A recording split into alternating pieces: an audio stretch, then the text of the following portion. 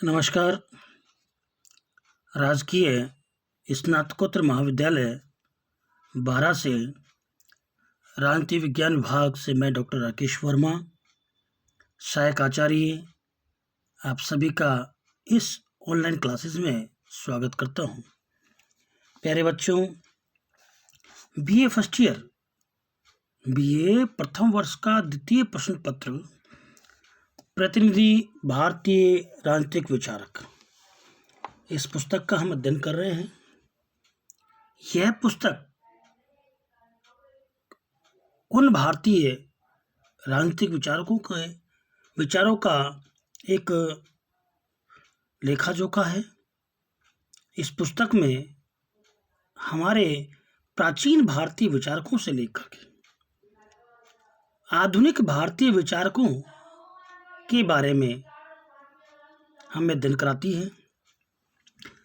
इस पुस्तक को हमने 5 इकाइयों में विभक्त किया हुआ है। प्रथम इकाई में प्राचीन भारतीय राजनीतिक विचारकों का अध्ययन कर रहे हैं। प्राचीन भारतीय विचारकों में मनु, कौटिल्य और शुक्र आते हैं। पिछली कक्षाओं में हमने मनु और कौटिल्य के बारे में बात की। आज हम इस कक्षा में शुक्र के बारे में बात करते हैं। शुक्राचार्य के उन तत्कालीन परिस्थितियों में दिए गए राजनीतिक और सामाजिक और व्यवस्था संबंधी विचार अपने इसमें वर्णित किए हैं। शुक्राचार्य के काल के बारे में उनका मतभेद है। यह जानते हैं हम कि शुक्र नीतिसार शुक्र का एक प्रसिद्ध ग्रंथ है। शुक्र नीति के रचना के संबंध में विद्वानों में गहरा मतभेद है। शुक्र नीति के आरंभ में घोषित किया गया है कि यह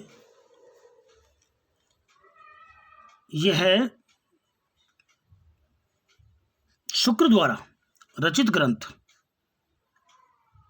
शुक्र नीतिसार है। इसमें प्रारंभ में घोषित किया गया है कि यह भार्गव अर्थात शुक्र का अपने शिष्यों को दिया गया उपदेश है। इसमें 4 अध्याय और 2200 श्लोक है। एक अन्य संदर्भ में लेखक ने इसे भगवान ब्रह्मा द्वारा मनुष्य मात्र के हितार्थ रचित नीति का सारांश बताया। इस स्थिति को स्वीकार कर पाना कठिन है कि कदाचित लेखक ने जानते हुए कि उसका भारतीय राजनीतिक चिंतन के क्षेत्र में आगमन काफी बाद में हुआ, अपनी रचना को अति प्राचीन काल की रचनाओं से जोड़ने का प्रयत्न किया है। शुक्र नीतिसार की जो विषय वस्तु है उसमें 4 अध्याय और 2200 श्लोक है।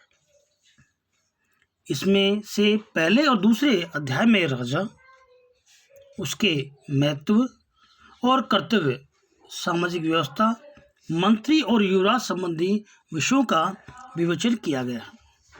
तीसरे अध्याय में साधारण नीतिसार का विवेचन किया है, जिसका संबंध राजा और अन्य सभी से है। चौथे अध्याय में जो सबसे अधिक लंबा है और जिसे मिश्र अथवा विविध विषय प्रकरण नाम दिया गया है। मित्रों, उदासीनों, शत्रुओं, आय स्रोत, राज्य क्षेत्र, विज्ञान व कलाएं, मनुष्य के कर्तव्य, वृक्ष लगाना, कुएं खुदवाना, अन्य व्यवस्था, सेना आदि अनेक विषयों का विवेचन किया गया है। इस प्रकार शुक्र नीति में शासन कला से कई अधिक विषय सामग्री है। इसमें कदाचित सदाचरण व संपूर्ण नैतिकता का विवेचन किया है। शासन कला तो उसका एक अंग मात्र है, यद्यपि वह सबसे महत्वपूर्ण है। आज हम शुक्र के नीति सार में जो राज्य के बारे में बात की गई है, राज्य के सप्तांग सिद्धांत की बात की गई है, उसकी बात करते हैं। पिछली कक्षाओं में हमने मनु कौटिल्य शुक्र के सप्तांग सिद्धांतों को पढ़ा।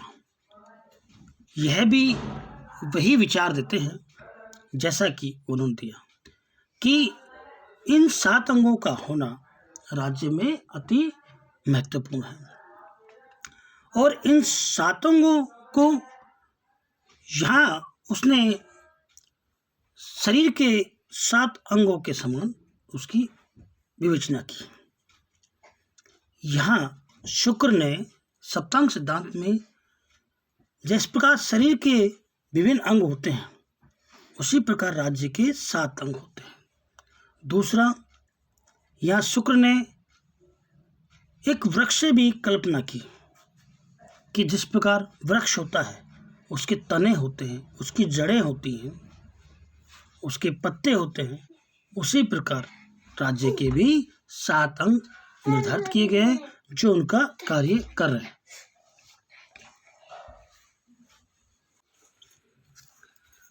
प्राचीन भारत के राजनीतिक चिंतन में यहाँ हम देखें शुक्र को, और शुक्र ने जो राज्य के 7 अंग बताए हैं, ये अंग है राजा मतलब स्वामी, मंत्री, फिर है जनपद या राष्ट्र, फिर है दुर्ग, कोष और दंड या सेना और मित्र। ये 7 अंग राज्य के शुक्र ने बताई। और शुक्र नीति की विशेष बात यह है कि सावयव सिद्धांत मतलब शरीर के 7 अंग के बारे में इसने बताया। और 7 अंग के बारे में कैसे बताया उन्होंने कि जिस प्रकार राजा का स्थान मस्तिष्क शरीर में प्रधान होता है, उसी प्रकार राजा का स्थान प्रमुख होता है। मंत्री जो है उसकी आंखें हैं। राजा के जो मंत्री है, और जिस प्रकार शरीर की आंखें होती है, उसी प्रकार राजा के मंत्री उसकी आंखें हैं। और जो राष्ट्र है जिस पर टिका है राजधानी, जनपद कहते हैं, राजधानी है, वो उसके पैर हैं।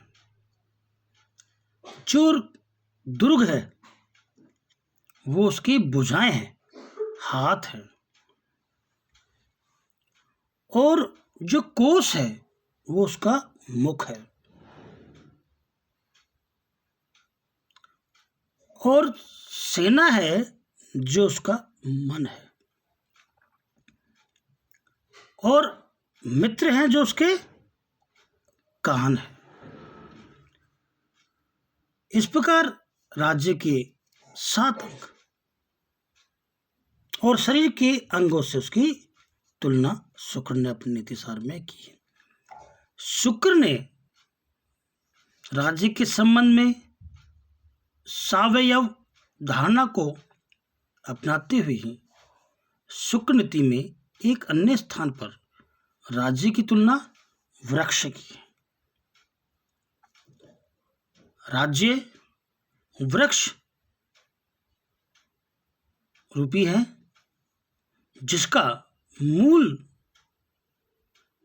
तना जो होता है वो राजा है, और जो डाले हैं वो उसके मंत्री हैं। सेनापति वर्ग और शाखाएं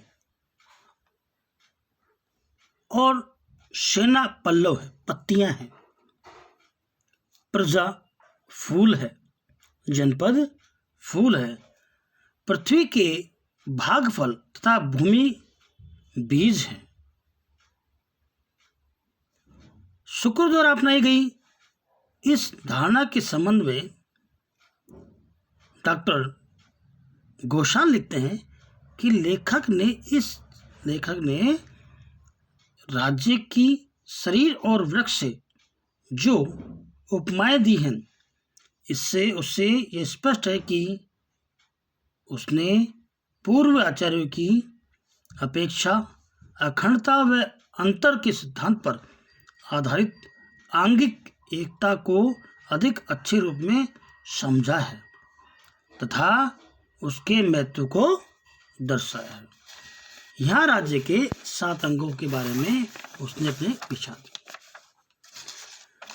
अब 7 अंग कौन से? पहला है राजा। राजा मतलब स्वामी। स्वामी का होना राज्य के लिए बहुत आवश्यक है, क्योंकि सारी व्यवस्थाएं उस पर टिकी हुई है। राजा का पद बहुत ही महत्वपूर्ण पद होता है।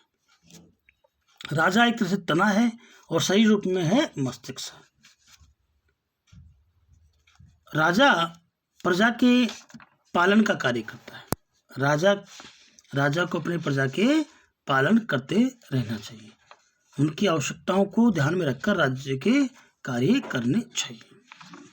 राजा की दिनचर्या और उसके कार्य इस प्रकार होने चाहिए कि प्रजा उसको एक उसके रूप में माने, आदर्श के रूप में माने। अगला है अमात्य, मंत्री। मंत्री राज्य की आंखें होती हैं और राजकार्य के लिए मंत्रियों की नियुक्ति की जानी आवश्यक है, क्योंकि मंत्री जो हैं वो ही राज्य के बारे में राजा को बताते हैं कि किस जगह कौन सा कार्य करना चाहिए। जनपद का मतलब होता है वहां की राज व्यवस्था, राष्ट्र।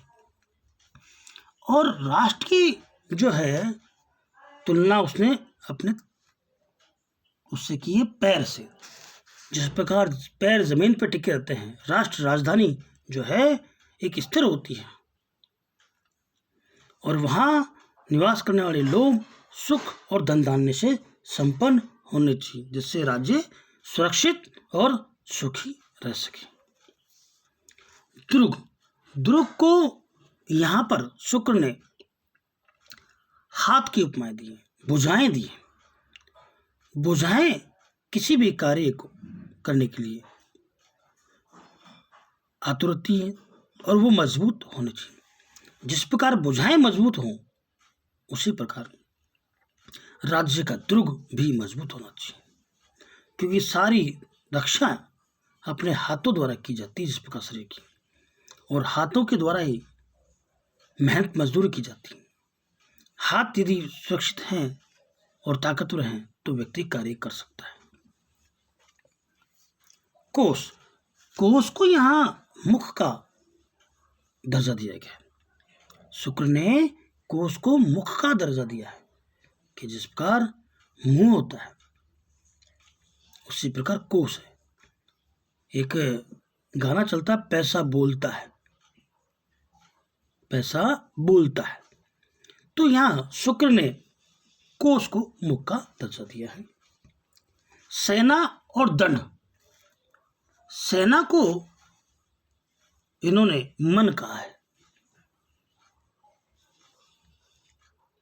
राज्य की मन की इच्छा जो है राजा की, वो है अपने राज्य का विस्तार, और ये विस्तारवादी नीति तभी संभव हो सकती है जब आपका मन या आपकी सेना उस कार्य को कर सके। अगला है मित्र। मित्र का स्थान शुक्र ने बहुत ही महत्वपूर्ण माना है। मित्र को कान की संज्ञा दी कि जिस प्रकार हमारे कान अच्छी बातें सुनते हैं, यह हमें सतर्क करते हैं, हमें आहट का अनुभव कराते हैं, उसी प्रकार मित्र भी हमें विपत्ति और खुशी में हमारे साथ रहता है। इस प्रकार आज हमने पढ़ा कौटिल्य के वो शुक्र का सप्तांग सिद्धांत। ये 7 अंग राज्य के महत्वपूर्ण हैं। इन 7 अंगों में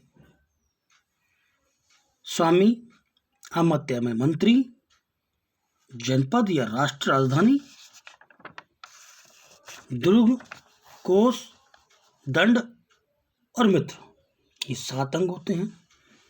पूर्व के विचारकों में मनु, कौटिल्य, शुक्र ने इन्होंने तीनों ने एक जैसे सप्तांग सिद्धांतों का वर्णन किया। यहाँ एक बात महत्वपूर्ण है कि यहाँ साइव सिद्धांत और के बारे में शुक्र ने बताया है और शुक्र ने शरीर रूपी सिद्धांत के आधार पर राज्य के 7 अंगों का निर्माण किया है। इस कक्षा में इतना ही। आप सभी का धन्यवाद। अगली कक्षा में आपसे पुनः मुलाकात होगी। धन्यवाद। कोरोना महामारी है, इसमें सतर्क रहें, सुरक्षित रहें और मास्क का प्रयोग करें। आवश्यक होने पर घर से बाहर निकलें। जल्दी ही कोरोना की वैक्सीन आने वाली है। जब तक ऑनलाइन क्लासेस के माध्यम से आप कक्षाएं लें। सभी का धन्यवाद। Thanks for all. धन्यवाद।